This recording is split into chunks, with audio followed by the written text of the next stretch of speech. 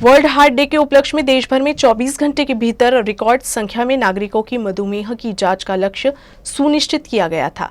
स्वास्थ्य सेवा में काम करने वाली दुनिया की दूसरे नंबर की सबसे बड़ी संस्था research society for study diabetes in India द्वारा 24 घंटे में इन जांचों को किए जाने का उपक्रम चलाया गया, जिसके तहत नागपुर में भी विभिन्न सामाजिक संस्थाओं के सहयोग से 10,000 से भी अधिक नागरिकों की मधुमेह की जांच की गई। देश में मधुमेह रोगियों की तेजी से बढ़ रही संख्या चिंता की बात है। समय है कि इस बीमारी को लेकर जन जागृति कर लोगों को इस बीमारी, इसके लक्षण और इससे बचाव की जानकारी उपलब्ध कराई जाए।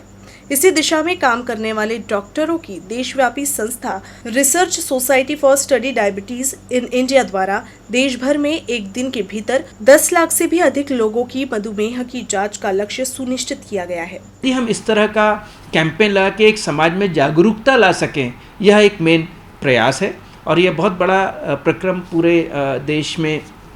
RSSDI ने प्राइमरी रूप से लिया और उसमें फिर हमारे साथ में आर्ट ऑफ लिविंग संस्था ज्वाइन हो गई, नेशनल बॉडी उनकी इंटरनेशनल जो फोरम है वो, जिसमें श्री रविशंकर जी ने कल उसका उद्घाटन किया। उसके अलावा हमारे साथ रोटरी क्लब है और और भी 2-4 ऑर्गेनाइजेशंस जो जुड़ी हुई हैं नेशनल लेवल पे, वो सभी लोग मिलकर यह काम कर रहे हैं। ऑफ कोर्स प्राइमरीली हमारा ये RSSDI का प्रोजेक्ट है। इसको हम लोग एशिया बुक ऑफ रिकॉर्ड में जा रहा है ये, और शायद हम लोग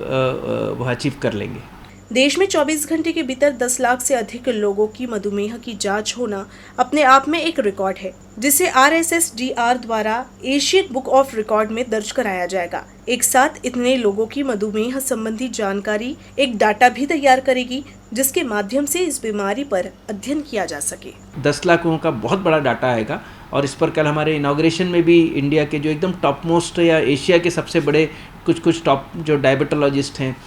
बी मोहन है चेन्नई के,